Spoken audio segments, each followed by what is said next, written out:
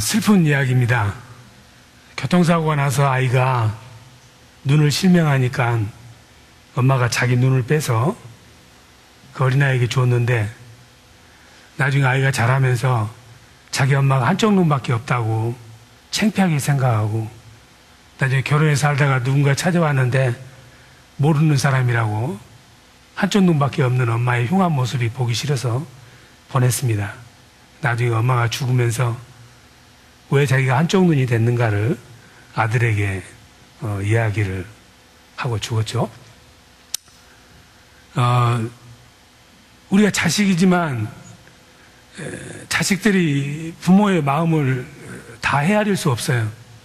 그래서 속상하게 하면은 부모가 자식들한테 그러지, 너도 꼭 너 같은 자식 낳아서 한번 키워봐라. 키워봐야 아니까. 좀 안 좋은 이야기지만 그런 말을 듣고 자란 분은 이 중에 없을 줄로 믿습니다. 자식이 부모 마음 알기도 힘든데 우리가 하나님의 마음을 해야 한다는 것은 거의 불가능한 일입니다. 거의 불가능해요. 그래서 이사야서 55장 8절 9절에서는 하나님의 생각과 사람의 생각은 너무 차이가 많아서 사람이 상상할 수 없다고 그래요. 그래서 동양에서는 그 말을 천작이 어찌 봉황의 뜻을 알리요, 천작이 어찌 봉황의 뜻을 알리요, 제비나 참새가 봉황의 뜻을 어찌 알겠느냐, 이렇게 점잖게 표현을 했습니다. 오늘은 우리가 잘 알다시피 종려주일입니다. 2000년 전에 예수님께서는 오늘 오전에 베다니 마리아 집에서 주무시고 제자들과 함께 예루살렘 성에 왕으로 입성을 하셨습니다. 예수님은 어지간하면은, 될 수 있으면은 예수님의 신분을, 하나님의 아들이라는 사실을 숨기려고 많이 노력을 했어요. 그래서 형제들이 당신이 하나님의 아들이라면 떳떳이 나서서 사람들에게 공포를 하고 왕의 권세를 행하라고 이렇게 이야기를 했지만, 예수님은 한 번도 그 말에 응하지를 않고 겸손한 종의 모습으로 초지일관하게 사셨습니다. 그런데 오늘은 예수님께서 작심하시고 아예 왕으로 사람들 앞에 나타나신 거예요. 행동을 통해서 하나님의 아들이라는 것을 떳떳하게 보이셨는데, 그 보이시는 장면이 조금 우스운 모습이에요.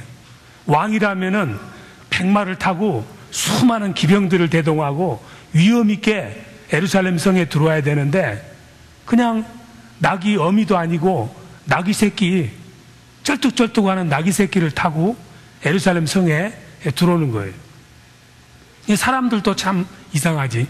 그런 예수님을 보면서 비웃는 것이 아니라, 우리의 왕이 왔다 그러면서 종려나무 가지를 꺾어서 호산나, 우리를 구원하실 다윗의 후손이 하면서 열광적으로 예수님을 환영하는 거예요. 성경에 써 있으니까 그렇지 제대로 정신이 박힌 사람이면은 그런 장면을 쳐다보면서 놀고 있네. 저렇게 낙이 새끼 타고 오는 사람이 어떻게 왕일 수가 있어? 말이 안 되는데 왕이라고 그렇습니다. 예수님은 정말 왕입니다. 세상의 왕이 아니고, 이 나라가 이 땅에 있는 것이 아니라 하나님 나라는 이 땅에 임하셨지만은 우리 심령 가운데 있는 또 다른 나라의 왕이십니다. 나귀를 타고 예루살렘 성으로 들어오실 때 사람들이 겉옷을 벗어서 땅바닥에다 깔고 호산나 다윗의 왕이여 우리를 구원할 자가 오셨다고 찬송을 했습니다. 왕의 모습은 모습이었습니다. 솔로몬 왕이 왕으로 등극할 때 노새를 타고 예루살렘 성으로 들어왔습니다. 사람들이 왕으로 대관식을 하는 솔로몬이 노새를 타고 들어올 때 종려나무 가지를 흔들면서 왕으로 취임하는 솔로몬을 환영했습니다. 이 모습은 이미 하나님께서 몇천 년 전에 스가랴라는 선지자를 통해서 장차 메시아가 새끼 나귀를 타고 예루살렘 성에 들어올 것이라고 예언을 했습니다. 스가랴서 9장 1절에서 9절까지 보면은 장차 이 인류를 구원할 메시아 왕이, 메시아의 킹이 노새를 타고 조그만 나귀 새끼를 타고 예루살렘 성으로 들어오실 것이라고 예언을 했어요. 여러분들이 성경을 보면은 성경에 하나님이 약속한 것이 자그마치 2000가지나 이루어졌어요. 창세기부터 시작해서 하나님이 이렇게 될 거라고 하신 약속의 말씀이 2000가지가 이루어졌어요. 예수님이 이 땅에 오신다는 것은 창세기 3장 15절 여자의 후손이, 이사야서 7장 14절 보라 처녀가 아이를 잉태하리니 임마누엘이다. 미가서 5장 2절 어디서? 베들레헴에서 태어날 것이다. 어떻게 죽을 건데? 이사야서 53장에 보면은 정말 비참하게 죽을 것이라는 것을 다 예언을 했고, 그러한 모든 예수님의 일생 가운데 가장 중요한 클라이맥스가 바로 오늘 예루살렘 성에 들어가는 종료 주일입니다.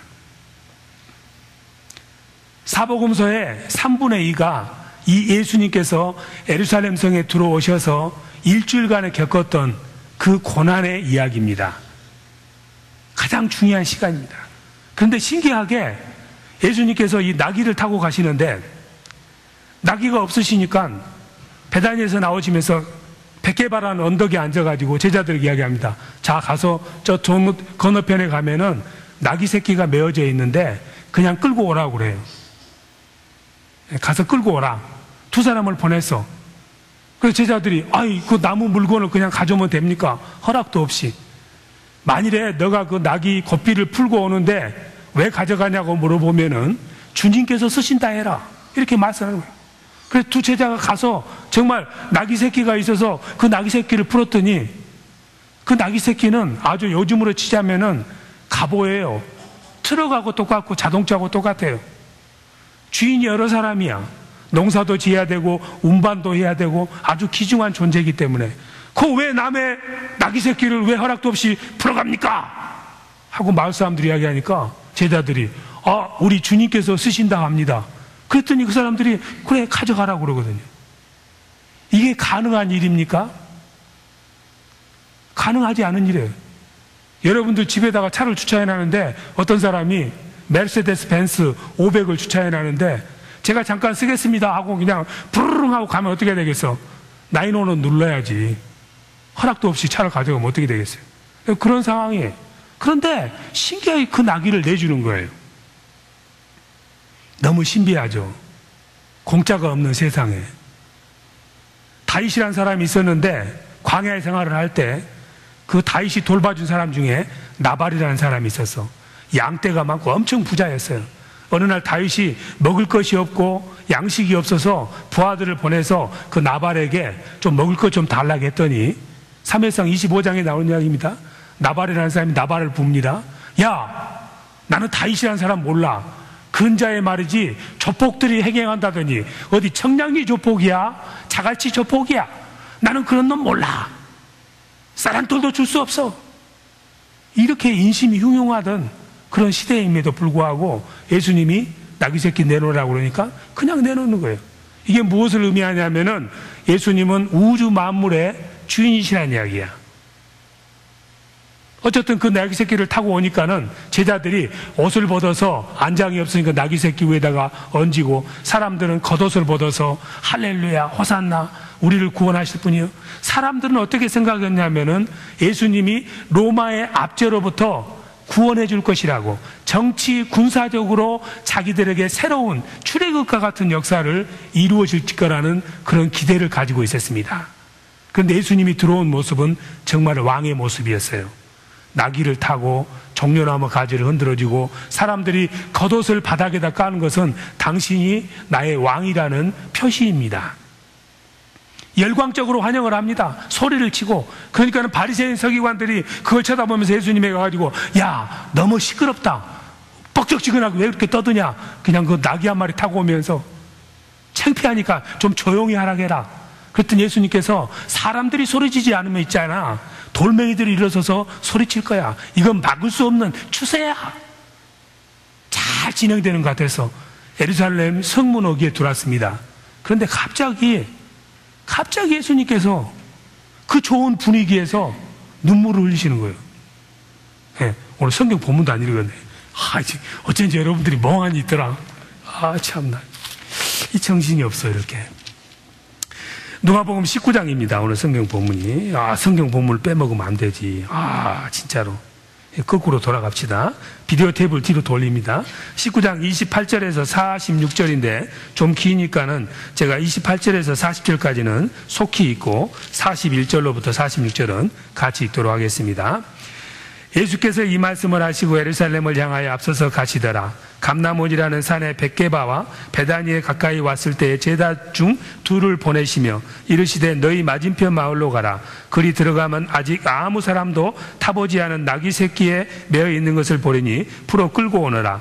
만일 누가 너희에게 어찌하여 푸느냐 묻거든 이렇게 말하되 주가 쓰시겠다 하라 하시매 보내심을 받은 자들이 가서 그 말씀하신 대로 만난지라. 나귀 새끼를 풀 때에 그 임자들이 이르되 어찌하여 나귀 새끼를 푸느냐 대답하되 주께서 쓰시겠다 하고 그것을 예수께로 끌고 와서 자기들의 겉옷을 나귀 새끼 위에 걸쳐놓고 예수를 태우니 가실 때에 저희가 자기의 겉옷을 길에 펴더라. 이미 감난산에서 내려가는 편까지 가까이 오심에 제자의 온 무리가 자기의 본바 모든 능한 일을 인하여 기뻐하며 큰 소리로 하나님을 찬양하여 가로되 찬송하리로다. 주의 이름으로 오시는 왕이여 하늘에는 평하여 가장 높은 곳에는 영광이로다 하니 무리 중 어떤 바리새인들이 말하되 선생이여 당신의 제자들을 책망하소서 하거늘 대답하여 가라사대 내가 너희에게 말하니 만일 이 사람들이 잠잠하면 돌들이 소리 지르리라 하시니라. 완전히 열광 모드 슈퍼스타가 탄생한 거예요. 이처럼 아주 환영 무드고 모든 것이 빅토리하는 그런 상황에서 이제 41절부터 갑자기 상황이 바뀌는 거예요. 41절부터는 우리가 같이 한번 읽도록 하겠습니다. 가까이 오사 성을 보시고 우시며 가라사대 너도 오늘날 평화에 관한 일을 알았다면 좋을 뻔하였거니와 지금 내 눈에 숨기웠도다. 날이 이를지라 내 원수들이 토송을 쌓고 너를 둘러 사면으로 가두고 또 너와 및 그 가운데 있는 내 자식들을 땅에 메어치며 돌 하나도 돌 위에 남기지 아니하리니 이는 공고받는 날을 내가 알지 못함을 이남이니라 하시니라. 성전에 들어가사 장사하는 자들을 내어 쫓으시며 저희에게 이르시되 기록된 바 내 집은 기도하는 집이 되리라 하였거늘 너희는 강도의 구례를 만들었도다 하시니라. 이런 엄청나게 기쁜 무드 속에서 갑자기 예수님께서 찬물을 끼얹은 거예요. 12제자는 그 낙이 안장인데 이렇게 손을 얹고 가면서 이제야 우리가 빛을 보는가 보다. 3년 반 동안 따라다녔는데 남이 알아주지도 않고 고생하다가 고진감래라. 야, 베드로는 지나가면서 나는 경찰청장 할 거야. 또 누구야? 그 가론 유다는 가면서 나는 재무부 장관. 한 자리씩 생각하고 있는데 갑자기 예수님이 눈물을 흘리신 거예요. 이 눈물 흘리신 것은 그냥 눈물 몇 방울 흘린 게 아니에요. 크라운이라고 해서 소리를 엉엉 지르면서 꺽꺽하고 어깨를 들면서 통곡을 하시는 거예요. 나귀 새끼 위에서 통곡을 하시는 거예요. 사람들이 다 예수님 쳐다보고 이거 어찌 된 거야 갑자기. 오랜만에 한번 기분 좋으려고 했는데 갑자기 예수님께서 나귀 새끼 위에서 통곡을 하고 계시는 거예요. 이게 어찌 된 일인가? 예수님께서는 이 땅에 오셔서 감정 컨트롤을 잘 하십니다. 함부로 웃거나 희노애락을 표현하지를 잘 않으세요. 하나님이시기 때문에. 예수님이 운 적이 몇 번 있는데 나인성 과부 아들이 죽었을 때 불쌍해서, 친구인 나사로가 죽었을 때 마음이 아파서, 그리고 겟세마네 동산에서 기도하시다가 통곡한 적이 있지만은 그때는 울만한 상황이었어. 슬픈 상황이었기 때문에. 근데 오늘은 전혀 슬픈 상황이 아니고 아마 사람들이 처음에는 눈물 흘리니까 너무 기뻐서 감격에 겨워서 눈물 흘린 줄 알았어요. 근데 보니까 그게 아니야. 어깨를 들먹이면서 엉엉 우시는 거예요. 그게 왜 우시는가? 오늘 성경에 보니까 우신 이유가 뭐라고 되어 있어요? 가까이 오사 우시니 뭘 보시고? 성을 보시고 우신대. 우신 이유가 예루살렘 성을 바라보시면서 우시는 거야. 본다는 말은 헬라어로 이돈이라고 그러는데 그냥 육신으로 보는 게 아니에요.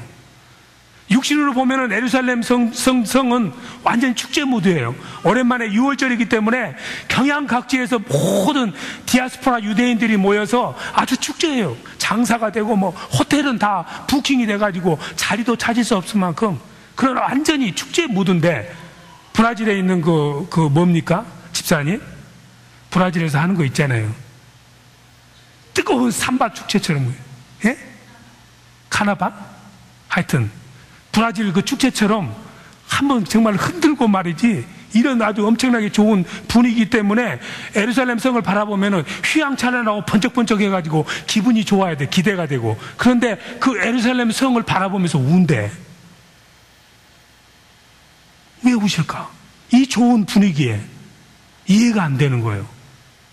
근데 예수님께서 예루살렘 성을 바라보시면서 우신 이유가 지금 현재에 있는 모습을 바라보고 운 것이 아니라 흥청방청하고 배짱이처럼 낮에 여름에 일 안 하는 그 배짱이를 바라보는 심령으로 눈물을 흘리신 거예요. 왜냐하면은 40년 뒤에 예수님이 돌아가시고 나서 40년이 지나면은 예루살렘 성은 콩가루가 될 거거든. 완전히 예루살렘 성전에 돌 하나도 돌 위에 남지 아니하고 모든 사람들이 아주 엄청난 시련과 살육을 당할 것을 예수님은 보신 거예요. 현재를 본 것이 아니라 장차 예루살렘 성에 임할 하나님의 심판을 생각을 해보니까는 지금 저렇게 흥청방청 놀고 떠들고 웃고 마실 때가 아닌데, 그런 모습을 보고는 가슴이 아프신 거예요. 그래서 눈물을 흘리신 거예요. 그런데 예루살렘 성이 뭘 잘못했는데 그러면은 하나님에게 심판을 받아야 되는데, 예루살렘 성에 사는 사람들은 아무도 40년 뒤에 그런 일이 발생할 거라고 꿈에도 상상을 못 합니다. 그런데 예수님은 그걸 아는 거야. 이거는 하나님께서 진노하셔서 벌을 내리기로 작정을 하셔서 돌릴 수가 없어.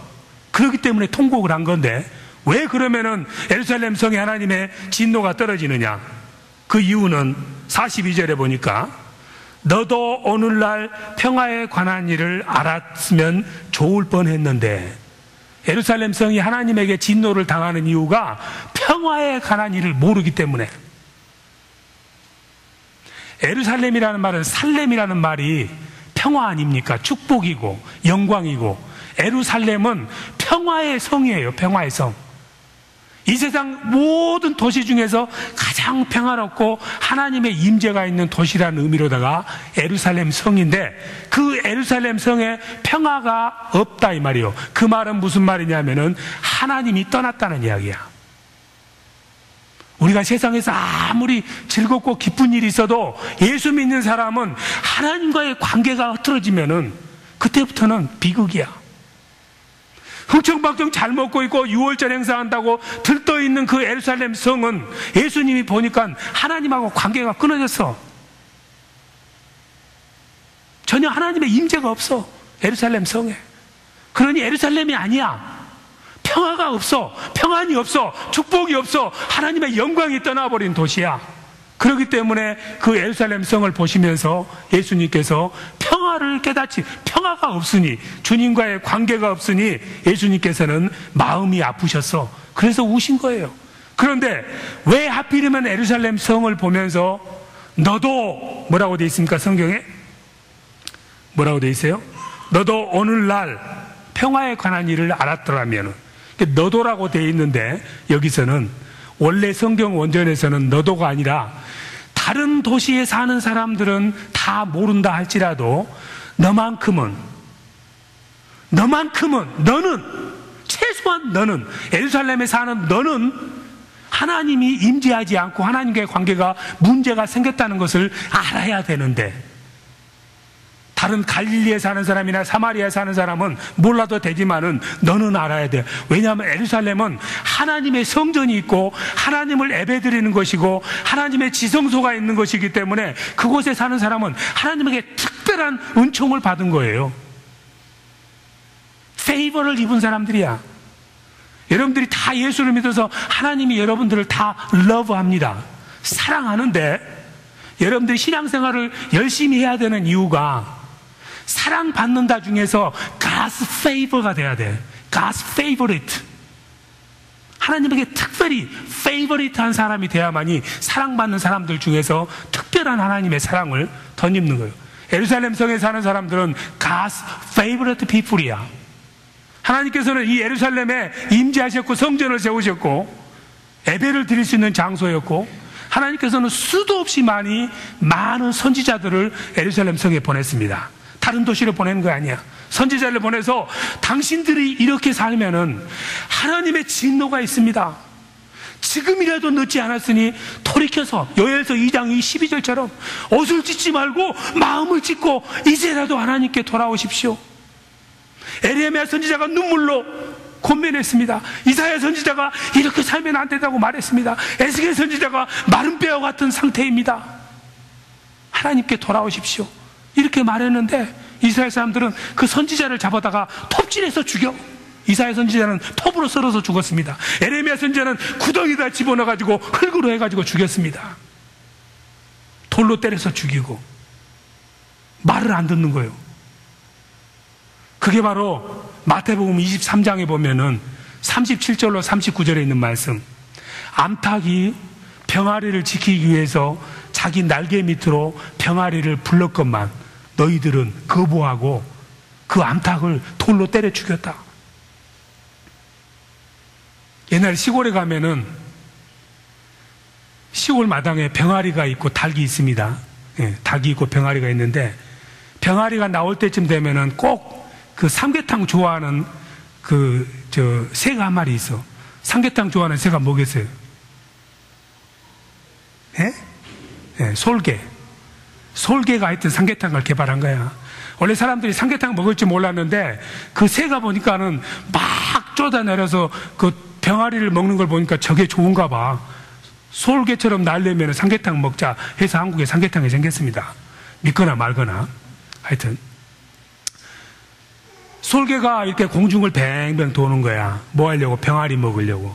암탉은 먹으면 무겁고 맛이 없거든. 야들야들 안 하고. 병아리는 얼마나 부드럽고 그냥 그 노란 것을 한 입에 먹으면 맛이 그냥 이 삼계탕 맛을 솔개가 아는 거예요. 그러니까 병아리 소리 나면 솔개가 마을을 떠나냐고 뱅뱅뱅뱅 돌아요. 돌다가 마당을 봐서 병아리가 한쪽 귀퉁아리로 가 있는 병아리, 엄마 따른 병아리는 그건 죽는 거예요. 근데 엄마는 알아. 솔개가 왜 도는지를. 그러니까 솔개가 나타나면 엄마는 꾹꾹꾹꾹꾹꾹꾹 해가지고 병아리들을 다 불러 모으는 거야. 빨리 내 날개 밑으로 들어와. 날개 밑으로 들어와. 그래가지고 몰고 가가지고 탁장으로 숨는 거예요. 예? 그게 선지자들이 하는 일이었어요. 제발 그러지 말고 하나님 곁으로 와라. 내 곁으로 와라. 내 말 들어라. 근데 그 말을 안 듣고 병아리가 말이지, 엄마 날개 밑으로 안 두면 어떻게 되겠어?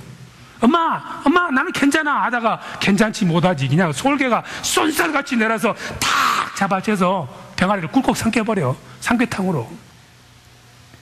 바로 예루살렘이 하나님이 보시기에 사랑하는 병아리들인데, 그 병아리들이 예수님의 말씀도 안 들어, 선지자 말씀도 안 들어, 평화의 복음을 듣지 않고 하나님을 배역하고 하나님이 필요 없다고 자기 멋대로 사는 거예요. 그러니까 하나님께서 이제 진노를 내리는 거예요. 솔개처럼 사탄 마귀들이 내려서 예루살렘 성을 박살을 내는 거예요. 예수님이 돌아가 나서 AD 70년도에 로마의 티도라는 장군이 예루살렘 성을 포위를 해가지고 몇 달을 포위를 했습니다. 성 안에 먹을 것이 없으니까는 자식을 잡아먹습니다. 하나님에게 울부짖었지만 때는 늦었어. 부녀자들이 갑탈을 당하고 예루살렘 성전은 완전히 해파되는데 돌 위에 돌 하나도 안 난단 말이 정말이 됐습니다. 왜냐하면은 이스라엘 사람들은 성전에 가서 기도할 때 금은 보화를 가져가는 거예요. 그런 다음에 성전 그 돌 틈 사이로 그 금은 보화를 집어넣어요. 기도문하고 함께 하나님에게 드리는 거예요.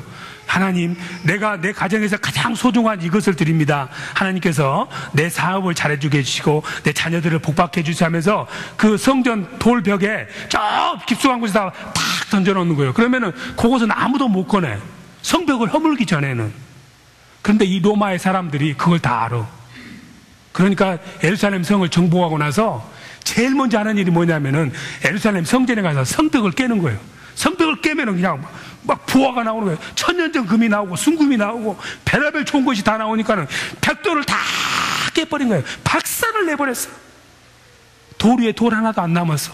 그 지금 남은 것이 뭐냐면은 이스라엘 사람들이 지금 TV 보면은 이렇게 막 흔들면서 기도하는 것이 웨일링 워, 서쪽 벽만 남아가지고 통곡의 벽이라고 그래요. 예수님께서는 AD 70년도에 하나님의 불순종한 예루살렘 성을 향해서 하나님의 진노가 내릴 것을 알았기 때문에 그렇게 슬퍼하면서 통곡을 한 거예요. 그런데 그러면 왜 임박할 그런 재앙을 예루살렘 사람들은 몰랐느냐? 그 사람들 또 성경도 있고 예배도 드리고 기도도 하고 하나님 말씀도 들고 교제도 하고 친교도 하고 큐티도 하고 별거 다 하는데 왜 몰랐느냐? 그 이유는 오늘 성경에 나옵니다. 그 사람들이 지금 내 눈이 숨기었도다. 눈이 가리워서 깨닫지 못했다고. 육신적인 눈은 있었고 육신적인 귀는 있었지만은 귀가 귀머거리가 되고 눈이 소경이 돼서 하나님의 말씀을 들어서 깨닫지도 못하고 느끼지도 못하고 완전 영적으로 죽어있는 상태가 된 거예요. 그렇기 때문에 아무런 감각이 없는 거예요.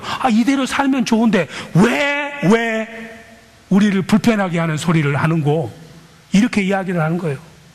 그러니까 예수님께서 그 모습을 바라보면서 너무 가슴이 아픈 거예요. 한마디로 말해서 서서히 끌어가는 가마솥에 들어있는 개구리와 같다 이 말이에요. 개구리가 뜨거운 물에다 던지면은 뜨거 하고 살지만은 그냥 그 개구리가 살았던 우물물 온도에다가 그대로 가져와서 가마솥에서 서서히 데펴주면 개구리가 뭐요? 왜 이렇게 따뜻하고 좋은고 하면서 그대로 영원히 죽어라야. 예루살렘 성전은 원래 그런 곳이 아니고 솔로몬이 짓고 하나님을 만나고 하나님의 임재가 있었던 곳인데, 사람들이 1년에 한 번씩 예루살렘 성전에 예배드리러 갑니다. 집에서 오면서 우리 집에서 가장 좋은 새끼 양을 한 마리 잡아가지고 3일길을 걸어서 성전에 가서 하나님에게 드리려고 봤더니 성전 앞에 있는 사람이 인스펙터가 검사를 해보더니 이 양은 감기 걸렸어. 그러니까 이 양을 하나님에게 드리면은 문제야. 그러니까 이거 버리고 깨끗한 양으로 드려. 그러면 그 양은 버리고 나가서 시장에서 다른 양을 하나 사가지고 가져옵니다. 그랬더니 어떤 때는 통과되고 어떤 때는 또 그 양이 뭐 꼬리가 이상하다는 둥, 발톱이 무좀이 걸렸다는 둥 해가지고 이 검사하는 사람이 안 받아주는 거예요. 그러니까 이제 사람들이 생각한 거야. 그럴 바에는 그럼 아예 너희들이 품질 보증되는 양을 성전에서 팔아라. 그럼 좀 편할 것 같다.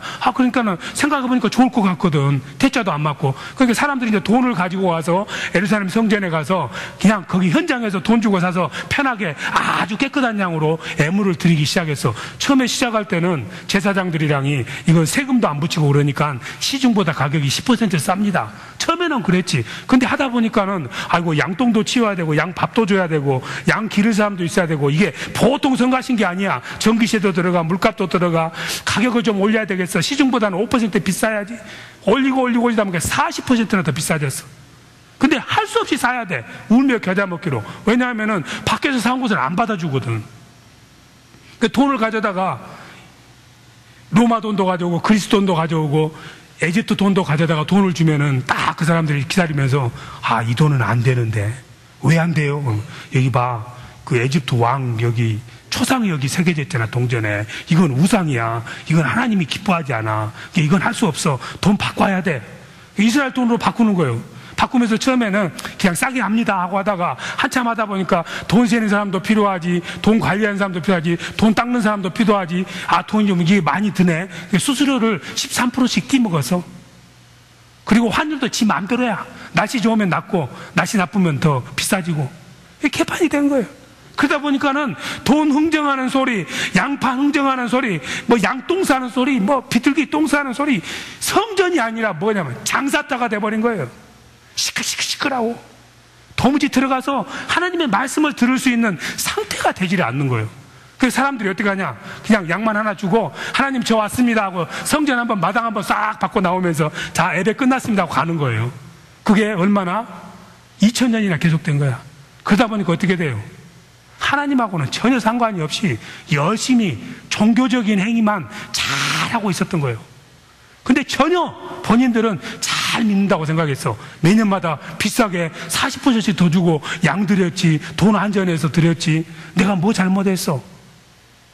내가 혹시 죄를 짓더라도 하나님은 예루살렘 성전에 거하기 때문에 내가 만일에 전쟁이 나더라도 성전으로 도망가면은 안 죽을 거라고 생각을 했다니까. 그런데 하나님은 중심을 보는 분이야. 그런 곳에는 하나님이 거하지 않으셔. 하나님이 이미 떠나고 없는 거야. 자기들이 만든 하나님을 경배했을 사람이지 하나님은 나하고 상관이 없어. 그러니까 전부 다 물어보면 너 하나님 믿어가 몇 슈입니다. 너도 믿어 몇 슈입니다. 열심히 몇 슈입니다 했는데 하나님은 나는 하나도 믿음 받은 적이 없는데. 왜? 이미 성전을 떠나버렸거든. 오늘날 교회도 마찬가지예요. 여러분들이 매주 1년이면 52주 예배 드리는데 예배 드리는 걸 조금 생각해봐. 김재범 목사한테 눈다정 찍으려고 나온 사람 손 들어보죠. 그런 사람 없겠지. 우리 교회는 그냥 옆에 사람에게 체면 때문에 그냥 한 주 빠지면은 이게 찝찝하고 뭐 이런 마음으로 예배 들으러 오는 사람은 여기는 없지만 다른 데는 있다고 들었어. 그래도 내가 52주 열심히 예배 드리고 11조하고 헌금했는데 설마 하나님이 나를 버리겠어? 근데 가봤더니 나는 몰라. 아니 하나님 제가 52주 곱하기 60년 11조 다 계산해 보십시오 했더니 나 모르는데. 그 90% 교회 예배 드릴 때는 한 번도 가본 적이 없어. 이러면 큰일 나지 않겠어요? 근데 김재범 목사는 밥을 먹고 살려면 어떻게 해야 되겠어? 그런 생각을 말하는 성도들 보면 그럴 리가 없습니다. 하나님이 여기 임재하십니다. 아이고 저는 나쁜 짓을 너무 많이 하고 어제 저녁에도 그냥 옥회 가라에 가서 한번 적고 술 마시고 했는데요. 그래도 구원받습니다. 괜찮습니다. 걱정 마세요. 하나님은 사랑의 하나님입니다. 누구든지 천국 갑니다. 맘대로 죄 지시고 주일 예배만 즐겁게 드리세요. 이게 예루살렘 성전이었어. 그런 모습을 보니까 예수님께서 이것은 멸망의 길로 가는 거예요. 그래서 예수님께서 눈물을 흘리신 거예요. 그래서 예수님께서 그러한 모든 병의 원인이 어디서 나왔는가를 보니까는 예루살렘 성전이야. 그래서 성전에 들어가셔서 오늘날 미국이 당하고 있는 이 어려움, 하나님을 믿는 나라가 하나님을 떠나기 때문에 다른 데서 이유를 다 찾아봐도 이유가 안 나옵니다. 경제학 박사, 철학 박사, 사회학 박사, 정치학 박사가 아무리 미국을 다이아그노스 해가지고 다시 건국을 해버리고 다시 건강한 나라를 만들래도 안 돼. 왜 안 되느냐? 하나님이 도와주셔야지. 교회가 썩었으니까 안 되는 거예요. 예루살렘이 망하게 되는 것도 장사가 안 돼서가 아니라, 정치를 못해서가 아니라 성전에 하나님이 계시지 않기 때문에 그러는 거예요. 여러분들 오늘 예배를 무슨 마음으로 드린지 모르지만은 제가 만일에 제대로 된 목사라면은 여러분 그런 식으로 신앙생활 하시면 안 됩니다. 돈 아깝죠, 시간 아깝죠. 다음 주부터 나오지 마세요. 저도 솔직히 고백하는데 우리 그 예배 드릴 때 성령의 감동이 전혀 없습니다. 이런 곳에서 예배 드려봐야 무슨 말짱이 도루묵입니다. 이렇게 솔직히 이야기해야 돼. 그래도 예배 드리고 싶으시다면은 이번 주간에 한번 우리가 열심히 회개하고 정말 지금까지 했던 신앙생활을 다 한번 점검해서 하나님 용서해 주라는 그런 각오를 하시고 나오셔서 다음 주에 예배 드리려면은 예배 드리고 그러면은 그냥 1년 내내 푹 쉽시다. 이렇게 말하는 것이 맞는 거예요. 지금 그렇다는 이야기가 아니라 예를 들자면은 예루살렘 성이 그렇다는 얘기야. 결국은 이 말씀은 무슨 말씀이냐면은 성전이 망하게 된 것은 하나님과의 관계가 끊어진 것이고 평화가 없고 만족이 없고 그 모든 원인이 무엇 때문이냐면은 기도하지 않아서 그랬어요. 요즘 우리 신앙생활은 너무 편해. 너무 안락해. 한국의 교회들 한번 보세요. 시설이 좋은 게 나쁘다는 이야기 아니야. 교회 가면 커피, 스타벅 커피 다 있어. 카리브 커피 다 있어. 그냥 토착, 한국 커피도 다 있어. 율무차도 있어. 오롱차도 있어. 책방도 다른 데 갈 필요 없어. 교회 안에 책방도 다 있어. 애들 놀이터도 거기 다 있어. 예배당은 또 얼마나 우리우리 하는데. 천장 올라가려면 비행기 타고 올라가야 돼요. 얼마나 높든지. 그런 데 가서 예배 드리면은 은혜가 좀 됩니다. 엄청나니까 성가 때는 한 3,000명 돼가지고 할렐루야 하면 그 소리가 그냥 가슴을 짜자자자 울려니까 예배 잘 드린 것 같다. 믿습니다. 근데 하나님은 안 믿어. 신령과 진정으로 예배가 없으니까, 땀을 흘리는 예배가 없으니까, 땀과 눈물이 없는 예배는 하나님이 받지를 않으셔. 땀과 눈물은 기도해야 되는 거예요. 기도하지 않고는 하나님과 관계가 회복이 안 돼. 예루살렘 성전이 기도를 안 해서 그런 거예요. 그러면은 기도는 교회 많은 사역 중에 하나냐? 아니야. 기도 열심히 하는 사람 보면 흔히 그러지. 기도만 해서 뭐 하나? 기도하면 돈 나오나? 안 나오지. 근데 그 말을 할 수 있으려면은 최소한 10년, 20년은 열심히 기도해보고 아무것도 안 되면은 기도해봐야 아무 소용없어. 이렇게 말하면 제가 안 믿겠어. 땀과 눈물이 없는 오늘날 현대 크리스천들의 모습하고 예수님 당시 예수님이 눈물 흘리고 바라봤던 그 하나님의 백성들하고 똑같습니다. 열심히 기도하지 않으면은 하나님의 페이버리트를 입을 수가 없어요. 그래서 저희 교회는 기도하자. 그냥 기도하는데 그냥 하는 것이 아니라 무너진 예루살렘 성전을 건축하자, 세우자. 알고 보면은 이건 본질적인 것이고 근본적인 것이고 엄청난 비전이고 우리 영혼을 살리는 비전입니다. 그것도 그냥 하자가 아니라 뭐라고? 24시간 7일 365를 하재. 김재범 목사가 돌았어. 이수 가지고 어떻게 24시간 365일 7일 기도하겠어? 밥은 언제 먹고 잠은 언제 자고 연속곡은 언제 봐? 그런 비전을 이루려면 한 10,000명 정도는 돼야지. 그냥 새벽기도 1%만 나와도 1,000명 정도는 돼야 순번을 정해서 24시간 기도할 거 아니야? 안 될 것 같아. 그런데 기도는 우리 영혼의 호흡이고 기도하지 않고는 절대로 하나님과 관계가 회복될 수 없으며 땀과 눈물이 없이는 신앙생활에서 하나님과의 관계가 가까워질 수가 없습니다. 그래서 예수님께서도 심한 통곡과 눈물을 했고 히브리서 5장 7절에 보면은 제가 가장 좋아하는 성경 말씀 중에 하나 에레미야가 2장 19절 너희들은 기쁠 때나 슬플 때나 하나님께로 나와서 너의 마음을 물처럼 하나님에게 쏟아내어라. 물처럼 눈물 흘리면서. 얼마나 우리가 죄악되고 엉망진창인 믿음의 생활을 하는지 모릅니다.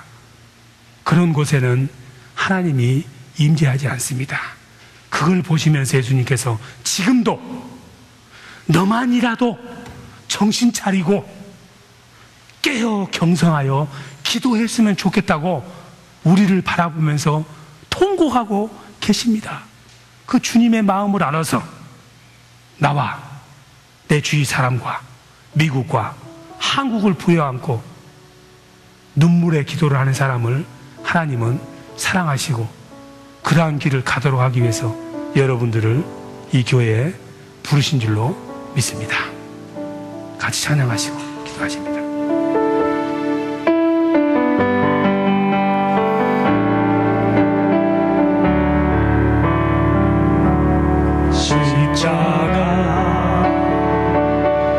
십자가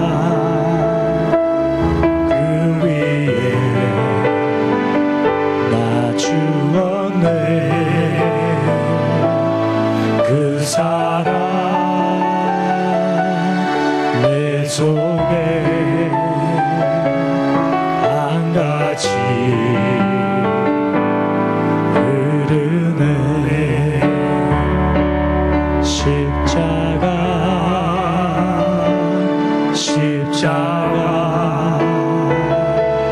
그 위에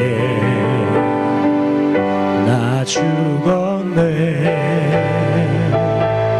그 사랑 내 속에 강같이 흐르네. 그의 생명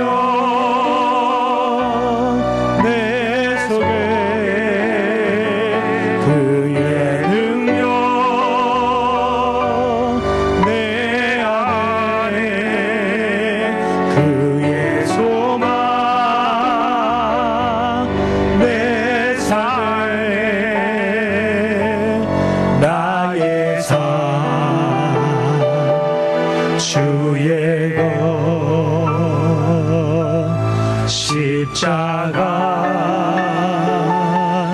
십자가 그 위에 나 죽었네. 그 사랑 내 속에